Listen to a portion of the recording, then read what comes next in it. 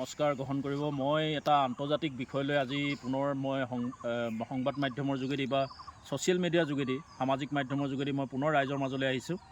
গতিকে আপোনালোকে বিচাৰ বিবেচনা কৰি চাব মই যিটো বিষয়ে আপোনালোকৰ ওচৰত অৱতাৰণা কৰিব বিচাৰিছোঁ যে মেইন কথাটো হ'ল যে ভেনিজুৱেলাৰ ৰাষ্ট্ৰপতিক আজি কেইদিনমানৰ আগতে মাৰ্কিন বাহিনীয়ে আচলতে তেওঁক অপহৰণ কৰি লৈ গৈছে। তো আমি ভাবোঁ যে কি এটা এই যিটো মাৰ্কিন বাহিনীয়ে তেওঁক অপহৰণ কৰি নিলে, এই কাণ্ডটোৱে কিন্তু আচলতে ক্ষুদ্ৰ ৰাষ্ট্ৰবিলাকৰ বা দুৰ্বল ৰাষ্ট্ৰবিলাকৰ সাৰ্বভৌমত্বৰ প্ৰতি এটা একদম সাংঘাতিক ধৰণৰ ভাবুকি বুলি মই ভাবোঁ।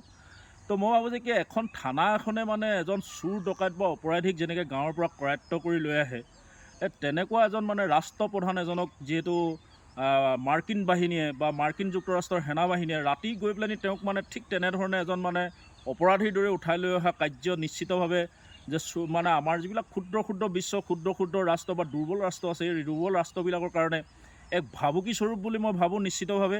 আৰু এই কথাটোক লৈ আমি যদি চাওঁ যে আজি আন্তৰ্জাতিক মহল বিশেষকৈ ৰাষ্ট্ৰসংঘৰ ভূমিকা অত্যন্ত পুতৌজনক, যে ৰাষ্ট্ৰসংঘই আজি কোনো ধৰণৰ তেওঁলোকে ব্যৱস্থা মাৰ্কিন বাহিনীৰ বিৰুদ্ধে কৰিব নোৱাৰিলে।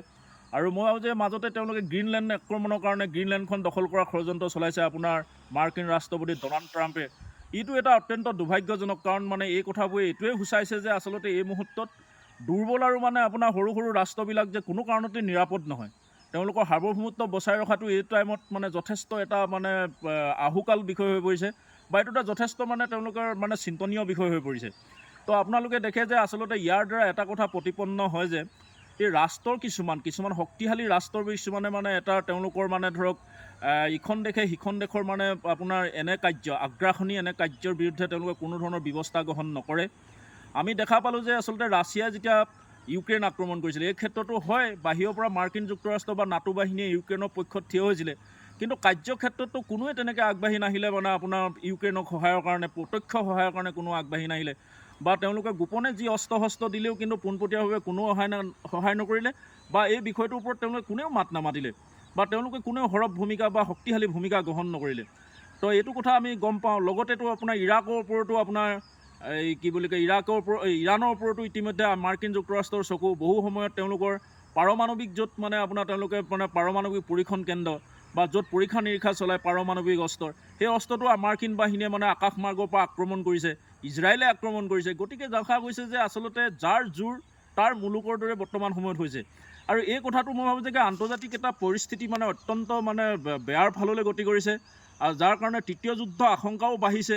এইটো কাৰণে বাঢ়িছে যে এতিয়া হয়তো এনেকুৱা ধৰণৰ এটা হ'ব পাৰে যে আমি ভাবোঁ যে ক'ভিডৰ সময়ত বহু লোকে বহুত বিজ্ঞ লোকে ক'ব খোজে যে ক'ভিডটো এটা বহু ৰাষ্ট্ৰৰ মাজত সন্মিলিত এটা সন্মিলিত অপপ্ৰচাৰ। তেওঁলোকে এনেকুৱা ধৰণৰ ক'ভিড বুলি কৈ মানুহক চিকিৎসাৰ পৰা সকলো বঞ্চিত কৰি ৰাখিলে, মানুহক আতংকগ্ৰস্ত কৰি তুলিলে, ভীতিগ্ৰস্ত কৰি তুলিলে। ক'ভিডৰ বাহিৰে বেলেগ অসুখ বিসুখত ভোগা মানুহৰ চিকিৎসা ব্যৱস্থা নহ'ল, বা তেওঁলোকৰ যিটো আপোনাৰ মেডিকেল বা যিটো চিকিৎসা ব্যৱস্থাটো এটা অচলা অৱস্থা হৈ থাকিলে। এই অচলা অৱস্থা হৈ থকাৰ কাৰণে আচলতে বস্তুটো কি হ'ল, ক'ভিডতে বহুত মানুহ বা বেলেগ বেমাৰত মৰিলেও ক'ভিডকে দোহাই দিয়া হ'ল। গতিকে ভাবোঁ যে কি এইটো আচলতে বহুবোৰ উন্নত ৰাষ্ট্ৰৰ আপোনাৰ এটা তেওঁলোকৰ উমৈহতীয়া তেওঁলোকৰ এটা সিদ্ধান্ত, আৰু ইয়াৰ যোগেদি তেওঁলোকে নিজৰ স্বাৰ্থ সুৰক্ষিত কৰিলে ৰাষ্ট্ৰপ্ৰধানবিলাকে।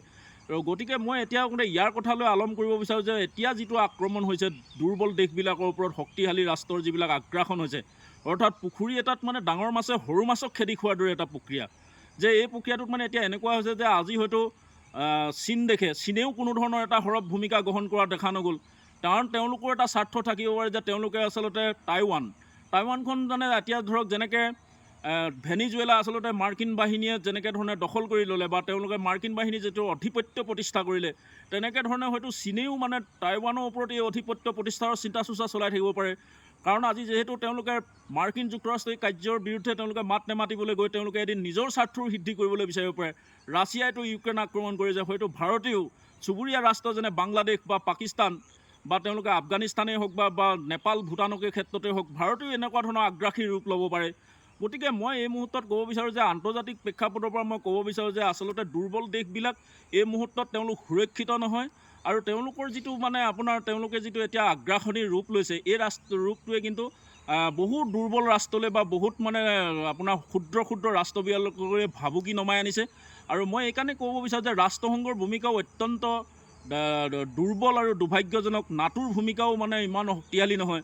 গতিকে মই ভাবোঁ যে কি এতিয়া মেকুৰী ডিঙিত টিলিঙা পিন্ধাব কোনে? আমেৰিকাৰ এখন এতিয়া শক্তিশালী ৰাষ্ট্ৰৰ এগেইনষ্টত যে কোনেও বা কাৰোৱে মানে হেৰি নাইকিয়া হৈছে, তেওঁলোকৰ বিৰুদ্ধে যেন ব্যৱস্থা ল'ব পৰা যেন কাৰোৱে তেনেকুৱা ধৰণৰ শক্তি নাই, ঠিক তেনেকুৱা এটা পৰ্যায়লৈ গুচি গৈছে। মই গতিকে ক'লোঁ যে এই বস্তুবোৰে কিন্তু আমি মানুহবিলাক আচলতে মানৱ জাতি সজাগ হ'বৰ হ'ল যে মই ভাবোঁ যে কি এই মুহূৰ্তত যি বিশ্বৰ শক্তিশালী দেশবিলাকে আগ্ৰাসী ৰূপ লৈছে, মই মোৰ ফালৰ পৰা তৃতীয় বিশ্বযুদ্ধ আসন্ন বুলিয়ে মই ক'ব খোজোঁ। গতিকে মই ইয়াকে ক'লোঁ আন্তৰ্জাতিক আজি এই প্ৰেক্ষাপটত আন্তৰ্জাতিক এটা বিষয় আপোনালোকৰ ওচৰত আগবঢ়ালোঁ। কেনেধৰণৰ হৈছে বা কেনে মনোগ্ৰাহী হৈছে আপোনালোকৰ ফালৰ পৰা নিশ্চিতভাৱে আপোনালোকে ইয়াৰ বিচাৰ বিবেচনা কৰিব। ইয়াকে ক'লোঁ, ধন্যবাদ। জয় অসম।